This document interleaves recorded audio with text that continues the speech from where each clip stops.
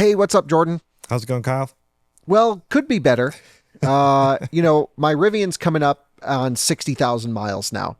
And at 60,000 miles, the warranty is up.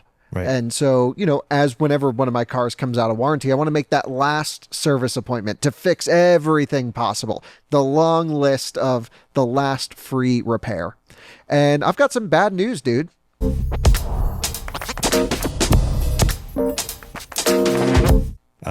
What is that? So, I've been dealing with Tesla service a lot recently and bringing them in. And I thought times were getting pretty long for Tesla. Dude, Rivian is almost 2 months out to get my truck in for service. Wow. So there's a couple things I want to talk to you about. Is like, what am I going to do with my truck? What it is, what it has to go in for, how the service scheduling worked, which was really interesting. Unlike any service booking I've ever done before, they have a new program. And also just talk about some of these wait times to get it in for service compared to other experiences we've had recently. I also want to mention if anyone's buying a Rivian, which this is really not the most positive video, we do have a referral code and it is in the description. And we are banking up hardcore Rivian points right now because we want to buy a standard Rivian R1S for a bunch of videos. We have the R1T Gen 1. I really want a Gen 2 to make videos with. And so many people, not so many, but a lot of people have used our referral code. So I'm hugely grateful to them. And if our videos are at all helpful, feel free to use our code. Anyway, this one may deter some people, but we got to keep it real. Jordan, when your Tesla has an issue, or let's even back up. When your legacy auto car, I hate to call it but old school car has an issue, you call your dealer. Right. And I have a Mercedes Sprinter, for example. And the last time I brought that into a dealer for service was probably the last time I went to like a traditional auto dealer for service. And it was the worst experience automotive related I've had in years. Yep. So first I had to make the appointment. So I called them, you wait on hold. You're like going through the call center. Then you get to some person who's just a scheduler and you're like asking for advice and stuff. And they're like, oh, the next available appointment was 6 months out to get my Sprinter into service. Now, this was still during COVID times. This was a couple years ago. And I was like, wow, that is the last time I will ever bring this thing into Mercedes. And so, I waited. They charged me so much money to do a simple oil change and the service A for the vehicle, which is like greasing some chassis fittings and other, they just bulk up whatever you don't need. Right. But I thought for resale value, when I go to sell my Sprinter, which I'm actually about to do, it's really nice to have that factory service A done, just as the less barrier to entry for people. But I have been bringing it to a local shop here in Fort Collins. So not only did I have to wait a really long time, they gave us an accelerated service visit. It was like maybe 2 or 3 months out. They charged me a lot of money and it was a lot of frustration. And I was like, I'm never doing this again. Yep. When I go to bring my Teslas in for service, which you've had the experience with as well, you go in the app, you schedule it, you say what's wrong with the car. You say, okay, I've got this concern, describe that concern. You have to pick from menus, and then it presents options for you. It first presents, if it's a small issue, mobile service, which is really great. The second option it presents is to bring it in. And if you have to bring it in, they give you all the local service centers because Tesla's built out this great network of vehicle service centers. They give you a list and their next available time. So even if your closest one isn't available sooner, they'll show you like, Superior usually is the one down in, your area near Boulder that has the most availability. And they're really great down there too. Yeah. Most of the time I just bring it into Loveland. We know the guys over there. Toby's great. We have a good relationship. There's one tech that works on all my cars. I just feel comfortable bringing it to people who know, that we want our cars fixed properly. And I very rarely have to go back for, second or third time repairs. The longest I've ever had to wait was recently for Tesla, which was 11 days from the time that I scheduled service to the time that I brought in my Cybertruck. Well, it was towed in because it was broken. We have an episode on that. Whole episode on that. Yes.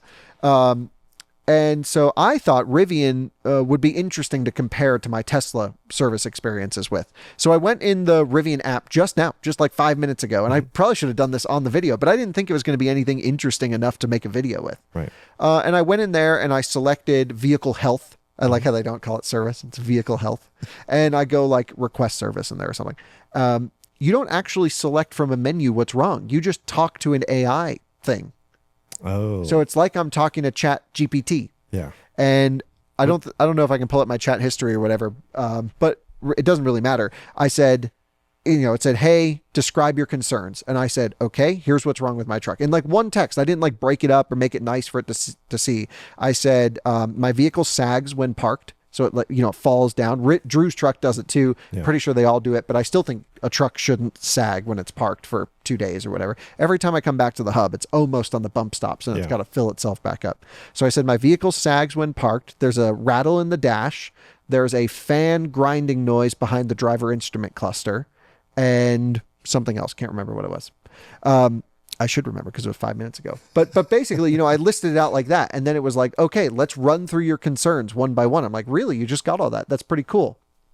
And rather than having to fish and pick, it was like, okay, I've got it. Suspension issue. They're like, is it a drivability issue? I'm like, no, it just sags when parked. They're like, how often? I'm like, after, 2 days of sitting. Boom. Next, add a photo or video if you wanted to. Next request, the rattle. Where's the rattle coming from? And I was like, the dash. They're like, how do you replicate the rattle? I'm like, you just tap on it. And I'm just responding, just chatting like I'm texting someone. And it's like, got it. Great. Added to your service thing. Next thing, the grinding behind the screen.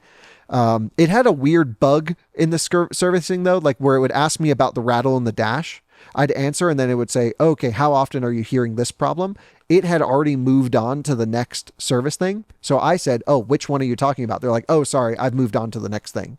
Wow. So it was really natural language in the sense, but it wasn't really telling me we're on the next item. Once I got like what it was asking, I was like, oh, okay, I can blow through this quicker. So it wasn't perfect, but it was like I was talking to someone with instant response. And finally it was like, okay, great. I've logged in, logged everything, arranged everything perfectly for a service visit. So I didn't have to go in and know that this rattle would have been under an interior menu under something else. Really impressive, actually. And you do just need to dedicate a couple minutes to talk to this thing, which, okay, probably isn't a big deal to most people, but I was like, I got stuff to do. I got to make a podcast or do whatever. I'm like, come on, can I just hit the buttons and hit service or schedule service? And I'll just tell them when I drop it off. But I put it all in there. And then, it said, oh, when do you want to come in? And I'm thinking, oh, I'll be back at the end of this week. Like I'll bring it in next week or something. Dude, so what is today? Today's March 25th, the day we're filming this. It's the earliest is May 13th. So it's basically 7 weeks away. Yeah. Nearly 2 months. Nearly 2 months. Wow. We have 2 service centers in Colorado now. There's a Colorado Springs one and there's a Denver one. So the way I look at that is like everything Denver north, which is not that much. Yep. It's basically going to be Denver, Wyoming, maybe bits of Montana. Yep. Which there's not that many Rivians up in Wyoming and Montana. There are some, but there's also Salt Lake City. Yep. And then everything Denver south would be handled by Colorado Springs. Yep. And Denver's a big area and we do have a lot of Rivians here, but not like the number of Teslas that we have here. Not quite, but there's a lot. And there's even articles on how Rivian, for brief moments, were outselling Model Y in certain areas. Yeah, that's a good point. We do have quite a few, but one thing I can say is I used to be able to get my truck in for mobile service like the next day. Right. I remember because I had one of the first launch edition trucks. When I had an issue, they would just run up to the office or run over to my house, boom, fixed, done. There was like this big recall thing back then with like the bolts not being super tight on the suspension. This was a long time ago. I brought it down to Denver service. They had like a whole lane lined up and I just literally rolled in. They went beep, beep, and done. Just torqued it. And I was like, wow, they really are nailing it. But my impression is Rivian's service times are slipping hardcore. And that was a lot of people's concerns as the production's ramped, getting trucks into more hands. We've seen, to get those trucks made, some slipping of maybe fit and finish on R2s, R1 Gen 2. Yeah. But then people's concern was, well, do they have enough service centers? Yeah, and clearly the answer is no. Yeah. Clearly there are some issues here. Now, I'm slightly extra concerned because I'm at 58,000 miles on my truck. in 2 months, that truck will be over 60,000 miles. Now, I have to commend Rivian for giving a 4-year, 60,000 mile warranty, or is it 5-year 60? But it's a long warranty. Yeah. Way more than the average like Ford, which is 3-year 36, or Tesla, or most cars are 4-year 50. This is a 60,000 mile bumper to bumper warranty. Now, that's a great way to instill confidence in someone buying a brand new product. Yep. And it did for me as well. And I've used the warranty. It's been in. We'll do a video when I do my ownership update of all the services that I've done before as well. When I bring it in, it's probably going to be over 60,000 miles. Do you think they're going to honor my warranty? I think they will. I think that's most people's questions is, will they? Because that's a huge issue with lead times. But in my experience, which granted not everything translates, but I mean, when I worked for Apple, someone requested something before the warranty, brought it in after the warranty, but it wasn't their fault that we had a long wait. So I would say this is my concern. I'm pretty certain they will warranty everything that I put on that list now. Right. But let's say it gets there and they find something else wrong with it. Yep. What if they say, oh, actually, Kyle, we just noticed you've got this driver seat motor issue. I don't know. Insert whatever you could come up with, because they are good at finding things. Yeah. And they have found a couple things on my truck, like the amplifier went out for the sound system. I was always, remember that? I was like, my truck doesn't sound as good as it used to sound. Right, yeah. And I'm like, maybe I'll just mention it to them. Maybe I'm going crazy, because it was right around the time I got the Cybertruck. Yep. Like, maybe that ruined me. I don't know. And I brought it in and they were like, oh yeah, your amplifier's like all messed up. Yep. And I was like, oh, okay, cool. So they are good at like finding things pop up. Do you think they'll warranty those? That's not on the list before 60,000 miles. I don't know. That's the big question mark, I think. Yeah. Or, if you find more things in that huge 2-month period, tacking those onto that. I mean, how does all this work? Yeah, I'm not sure. I guess we're going to find out. Right. I'm fairly certain Rivian is going to err on the side of covering it. Yeah. Whether it's under goodwill or warranty, not because it's us. I don't like our service center doesn't really know. I show up there. They don't know who we are. Yeah. They're just like, here's a dude with a truck. Yep. Okay, great. That's good. So I posted this on Twitter just now, Jordan, and we weren't planning on making a video about this, but there was such a quick, rapid response from people that I thought we should share some of the, what people are thinking, at least, right? Because it should be somewhat representative of the comment section on this video too, which all I put was nothing, no opinion. All I said was the next available Rivian service center appointment isn't for almost 2 months. Yep. I didn't specify Denver. I probably should have, but I didn't. And I just showed a picture of the calendar saying Tuesday, May 13th at 8 a.m. I mean, I don't even think more than a week ahead. Right. I'm like, I don't know what you'll be in. Yeah, I don't know if I can do that. So you just kind of have to pick a time and hope you can make it. If I can't make that and I have to reschedule it, are they going to create a new appointment and then I'm going to lose my warranty? Right. We have a lot of questions. Yeah, and if like someone messes that up and they do create a new appointment, they're going to go, oh, sorry. I don't know. I'm just trying to play a little bit of devil's advocate here. Yeah. I'm sure Rivian will cover it, because we can also make a video if they don't. Yeah. And if they don't, then that would be crazy in my opinion. Yeah. And we will, of course, share what happens either way. So here are some of the comments. It says somehow worse than Tesla. That's from our friend Brandon Flash. And yeah, so there was also some comments from our buddy Eric saying he's had some issues with Tesla service. James says this is not a good look. Time frame wise, isn't this worse than your Cybertruck service booking? Tesla gets a bad rap for service sometimes. Feels like the more vehicles Rivian sells, the more this slides. Right. So that's what your point was earlier. Yeah, the slippery slope of service. Someone says for Tesla in Florida, they've been waiting over a month for an appointment. Well, yeah. Okay, interesting. Someone also says it's an indication that Rivian vehicles need a lot of repairs, high maintenance cars. I don't really get that impression from Rivian so much.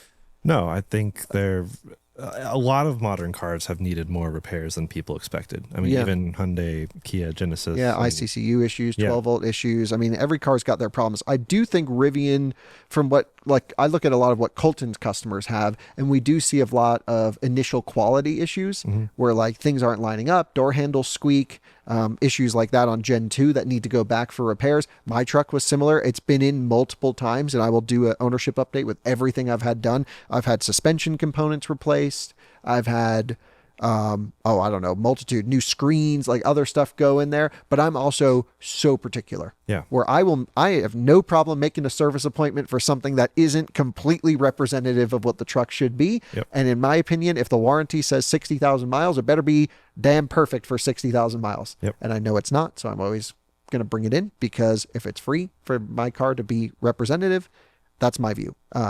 Although it hasn't been in for a while, admittedly. My Rivian, like, overall has never given me a drivability issue.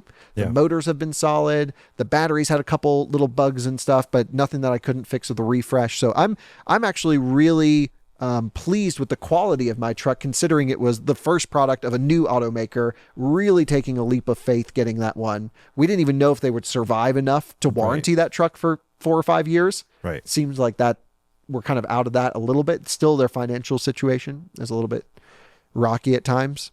Compared to your Cybertruck, especially, which is, was undrivable recently.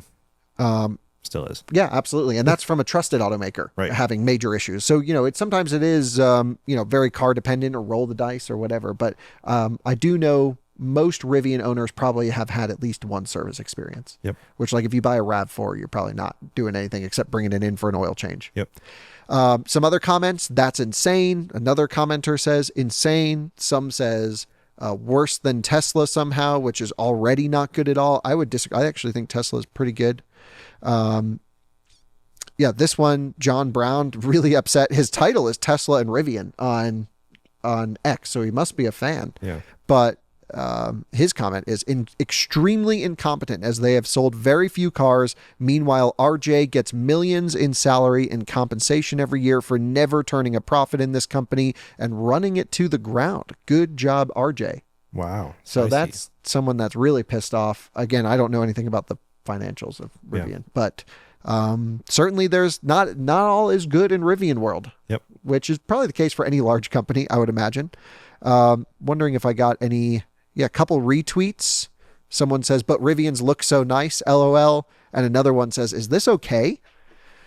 Comments go on, but I thought that's to share the sentiment of, waiting 6 to 8 weeks for a service appointment feels long. Yeah. But also, no one's doing it perfectly. Tesla, in my opinion, from the cars that I've owned, is doing it better than anyone. Right. It's still not perfect. People still complain, but it's hard. Service is really hard to handle. So no matter who you are. And I hear very few people saying, wow, service is amazing, with the exception actually of Tesla. A lot of people have praised how easy that process is. They went through when Tesla first started, service was perfect because you had like one-on-one with the guy. Everyone knew every Tesla owner. Then they ramped and service went to shit. Yep. And it was really terrible. And I've owned Teslas through this whole period. And it was like, waiting this long or longer for a Tesla service appointment. Then there was a big push to integrate the software diagnosis of the vehicle with the service centers, remote toolbox, third-party repair shops spinning up, all that stuff, and it's good to go. The one thing I will mention also, speaking of third-party repair shops, is Rivian offers a remote diagnostic tool for repair shops. It's quite expensive. They have to subscribe to it. It's thousands of dollars every year. Yep. But there is a way for Alex at Wattworks, for example, or the guys at Conduit or Electrified Garage or any of these fantastic third-party shops to buy the Rivian Toolbox equivalent software. I don't know what it's called. And actually do, third-party maintenance on these. Which is cool. So just like we've seen starting up in the last year or two, Tesla third-party maintenance shops, we're going to see them probably also include Rivian. Do you think will that cost ramp down as Rivian realizes they might need more of these shops? I mean, I really think it should be as cheap as possible. Yeah. I think what Rivian needs to do is to, I think build confidence in the consumer. And to me, that means right to repair. That means opening service manuals. Rivian has a lot of publicly facing service manuals, repair manuals. But I do think Tesla has set the example for bringing toolbox costs down to very reasonable levels. Yep.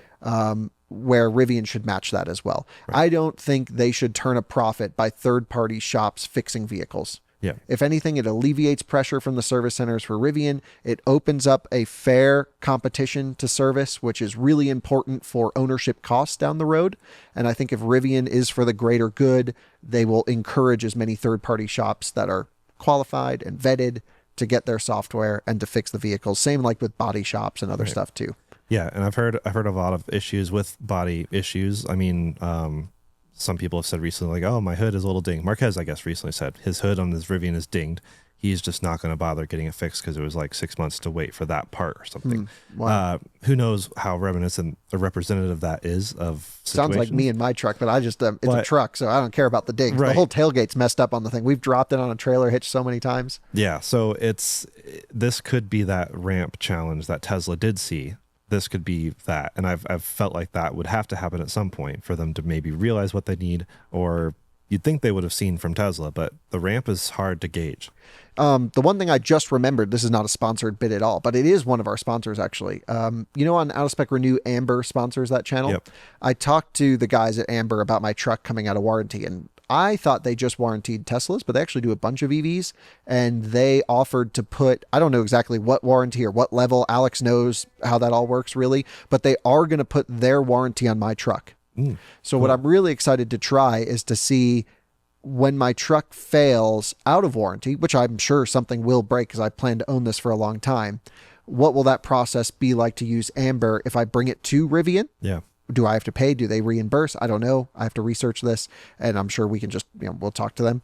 And how will it work when I bring it to Alex for repairs at Wattworks? Because I'd like to show how that process goes to see if a third-party warranty company like Amber is actually worth it on an electric car, and they are EV specific third-party warranty, extended warranty. Right. This will be really fascinating to watch. I mean, stay tuned for updates on this specific repair, because who knows what'll happen in the next 2 months. But also, when you do take it in, we'll let you guys know how that goes. What will they honor? And even, it'll be interesting to see as more and more Rivians leave the warranty period, how that works. Will people have more issues, and how will these third-party shops step in? I mean, it's been really cool to see Alex doing all sorts of repairs on cars outside of warranty, or even in some cases in warranty where it's just easier for him to handle it. So shameless plug on Out of Spec Renew. Go check out that channel for that kind of stuff. And hopefully your truck will be on that channel at some point. Yeah, I mean, I hope nothing breaks. I have nothing but confidence in my truck. I really love it. I do think the Gen 1 Rivians are like just these magical vehicles, and that kind of went downhill for Gen 2. Yep.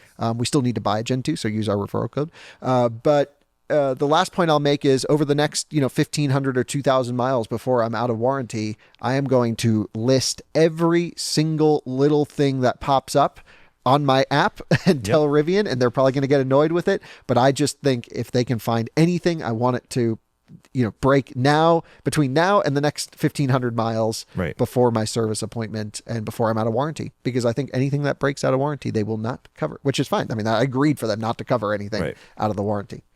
Yep. So there you go. Thanks for watching. Wow, Rivian.